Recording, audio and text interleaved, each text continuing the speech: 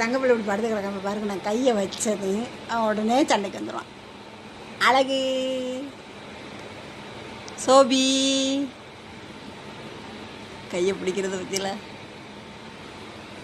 என்னம்மா என்னம்மா மானம் மானம் மானம் அம்மா அடிக்க மாட்டேன், அம்மா அடிக்க மாட்டேன், போடா அடிக்கிறது அந்த சண்டைக்கு வர மாட்டேன்.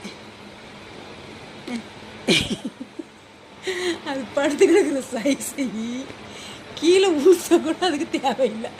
அப்படி அப்படி அப்படி அப்படி அப்படி அப்படி அப்படி அப்படி கையப்படி கையப்படி கையப்படி சோபி கையப்படி அம்மா கையப்படி தங்கப்பிள்ளை தங்கப்பிள்ளை தங்கப்பிள்ளை